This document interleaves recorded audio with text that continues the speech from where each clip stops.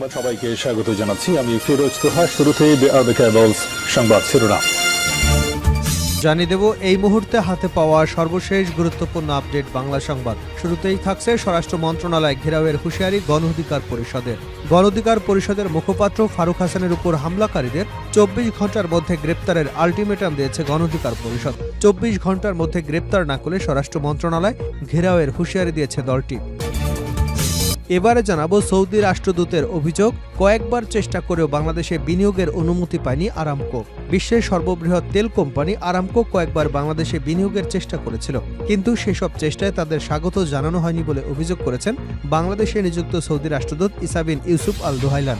বাংলাদেশের কিছু মানুষ ব্যক্তি স্বার্থে বিদেশি বিনিয়োগকারীদের নিরুৎসাহিত করেছে বলেও জানিয়েছেন তিনি।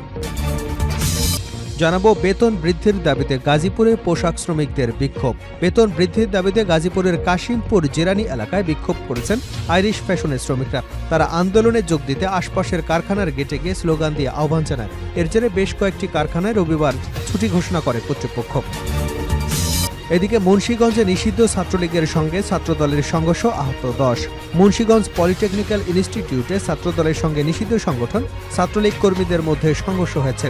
এতে অন্তত 10 জন আহত হয়েছেন। রোববার দুপুর 1:30টার দিকে কলেজে ছাত্রলীগ কর্মীদের পরীক্ষা দেওয়াকে কেন্দ্র করে এ ঘটনা ঘটে। এবারে থাকছে আমরা বেশি দিন থাকব না, সুন্দর পথ করে দিয়ে যাব উপদেষ্টা। আমরা সংস্কারের লক্ষ্যে 1 থেকে 1.5 বছরের জন্য এসেছি। আমরা বেশি দিন থাকব না, এখানে বেশি দিন থাকার জন্য আসিনি। আমরা কিছু ভালো কাজের উদাহরণ রেখে দিতে চাই, একটি সুন্দর পথ তৈরি করে দিতে চাই, যেই পথ ধরে আগামী প্রজন্ম বাংলাদেশকে এগিয়ে নিয়ে যেতে পারে। এবং সর্বশেষ জানাবো আন্তর্জাতিক সংবাদ, আরও $8 বিলিয়ন সামরিক প্যাকেজ। গাজা সংকট সত্ত্বেও ইসরায়েলকে যুদ্ধবিমান গোলাবারুদ দিয়ে যাচ্ছে আমেরিকা।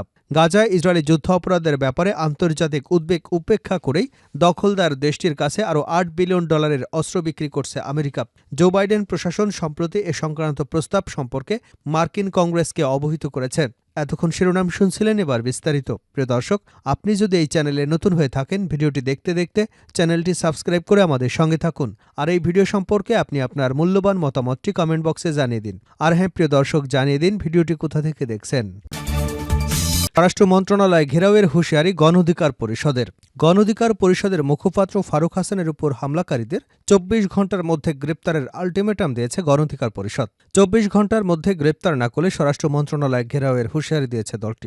রোববার কেন্দ্রীয় শহীদ মিনারে ফারুক হাসানের উপর হামলার প্রতিবাদে ও হামলাকারীদের গ্রেপ্তারের দাবিতে আয়োজিত বিক্ষোভ সমাবেশে এই দাবি জানায় দলটি।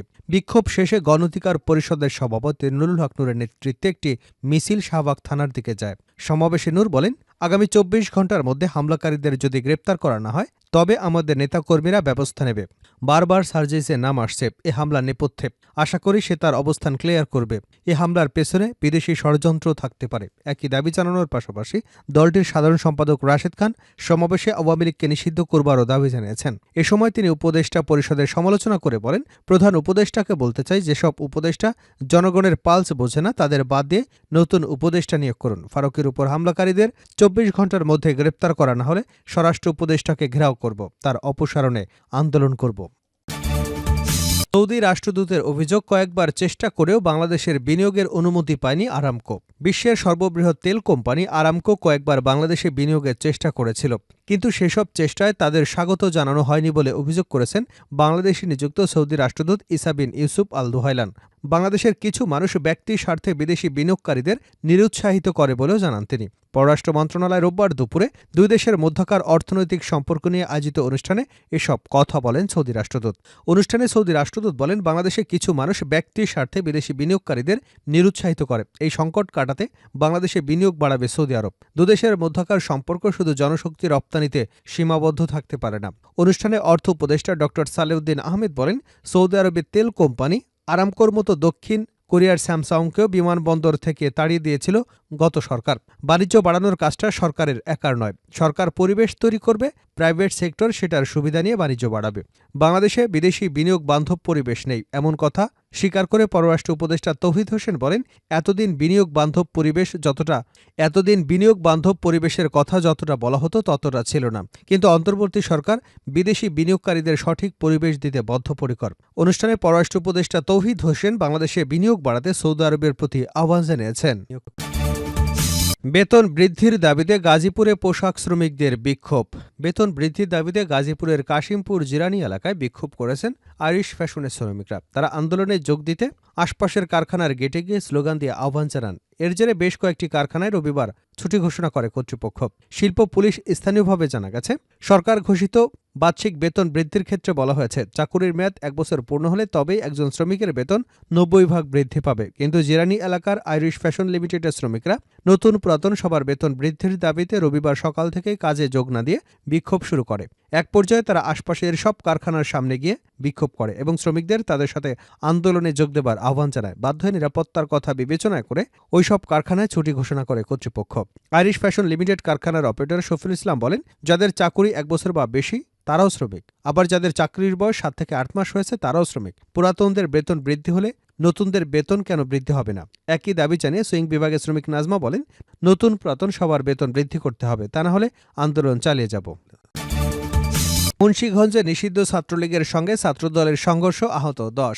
মুন্সিগঞ্জের পলিটেকনিক ইনস্টিটিউটে ছাত্রদলের সঙ্গে নিষিদ্ধ ঘোষিত সংগঠন ছাত্রলীগ কর্মীদের সংঘর্ষ হয়েছে। এতে অন্তত 10 জন আহত হয়েছেন। রোববার দুপুর 1:30টার দিকে কলেজে ছাত্রলীগ কর্মীদের পরীক্ষা দেওয়াকে কেন্দ্র করে এ ঘটনা ঘটে। আহতদের মধ্যে গুরুতর অবস্থায় এক ছাত্রদল কর্মীসহ 2 জনকে মুন্সিগঞ্জ জেনারেল হাসপাতাল থেকে ঢাকায় নেওয়া হয়েছে। বাকিরা স্থানীয়ভাবে চিকিৎসা নিয়েছেন। এ ঘটনার পর বিশৃঙ্খলায় জড়িত সন্দেহে 9 জনকে হেফাজতে নিয়েছে পুলিশ। স্থানীয় কলেজ সূত্র জানায়, আওয়ামী সরকারের সময় ছাত্রলীগের সাদমামুল, আরিফ এবং শাহজাহান আশিকের কর্মীরা ক্যাম্পাসে ত্রাস সৃষ্টি করেছিল। রোববার দুপুরে কলেজের কয়েকটি বিভাগের ভাইবা চলছিল। এ সময় আরিফ এবং আশিকের পক্ষের কিছু ছাত্রলীগের কর্মী ক্যাম্পাসে উপস্থিত হলে শিক্ষার্থী এবং ছাত্রদল কর্মীরা প্রতিবাদ জানালে উত্তেজনা তৈরি হয়। কিছুক্ষণ পর বহিরাগতরা এসে ছাত্রলীগের পক্ষ নেয়। পরে উভয় পক্ষে সংঘর্ষ বেঁধে যায়। এ সময় ছাত্রদলের 4 কর্মী, ছাত্রলীগের 2 জন সহ সাধারণ শিক্ষার্থীরা আহত হন। পরে পুলিশ এবং সেনাবাহিনী ঘটনাস্থলে থেকে আহতদের উদ্ধার করে মুন্সিগঞ্জ জেনারেল হাসপাতালে পাঠায়। এ ঘটনায় পাল্টাপাল্টে অভিযোগ করেছেন আহতরা। অপহৃত ছাত্রদল কর্মী আলামিন বলেন, ক্যাম্পাসে ছাত্রলীগ কর্মীরা প্রবেশ করলে সবাই তার বিরোধিতা করে। এ সময় ছাত্রলীগ কর্মীরা ফোন দিয়ে বহিরাগতদের ডেকে নেয়। পরে বহিরাগতরা এসে ব্যাপক মারধর করেন। এ বিষয়ে সদর থানার পরিদর্শক সজীব দে জানান, দুপুরে নিষিদ্ধ ঘোষিত সংগঠন ছাত্রলীগের কিছু কর্মী শিক্ষা প্রতিষ্ঠানটিতে উপস্থিত হলে সাধারণ শিক্ষার্থী এবং স্থানীয়রা তাদের নিবৃত্ত করবার চেষ্টা করে। আহতদের হাসপাতালে পাঠানো হয়েছে। এ বিষয়ে আইনগত ব্যবস্থা প্রক্রিয়াধীন। সর্বশেষ জানাবো, গাজা সংকট সত্ত্বেও ইসরায়েলকে যুদ্ধবিমান, গোলাবারুদ দিয়ে যাচ্ছে আমেরিকা। গাজায় ইসরায়েলি যুদ্ধাপরাধের ব্যাপারে আন্তর্জাতিক উদ্বেগ উপেক্ষা করে দখলদার দেশটির কাছে আরও $8 বিলিয়ন অস্ত্র বিক্রি করছে আমেরিকা। জো বাইডেন প্রশাসন সম্প্রতি এ সংক্রান্ত প্রস্তাব সম্পর্কে মার্কিন কংগ্রেসকে অবহিত করেছে। এই চুক্তি বাস্তবায়নে হাউস অব রিপ্রেজেন্টেটিভ এবং সিনেট কমিটির অনুমোদন প্রয়োজন, যার মধ্যে যুদ্ধবিমান, সামরিক হেলিকপ্টারের জন্য গোলাবারুদ এবং আর্টিলারি শেল অন্তর্ভুক্ত। এই প্যাকেজটিতে ছোট আকারের বোমা এবং ওয়ারহেডও অন্তর্ভুক্ত রয়েছে। এই চুক্তির সঙ্গে জড়িত একটি সূত্রের বরাত দিয়ে ডেলি সাবা জানিয়েছে, জো বাইডেন স্পষ্ট করে জানিয়েছেন যে আন্তর্জাতিক আইন এবং মানবিক আইনের সঙ্গে সামঞ্জস্য রেখে ইসরায়েলের নাগরিকদের সুরক্ষা দেওয়ার অধিকার রয়েছে এবং যুক্তরাষ্ট্র ইসরায়েলের প্রতিরক্ষার জন্য প্রয়োজনীয় সামরিক সরবরাহ চালিয়ে যাবে। সূত্রটি জানিয়েছে, এই প্যাকেজের আওতাভুক্ত কিছু অস্ত্র বর্তমানে মার্কিন মজুতখানা থেকে সরবরাহ করা হতে পারে, তবে প্যাকেজের অধিকাংশ অস্ত্র সরবরাহে কয়েক বছর সময় লাগতে পারে।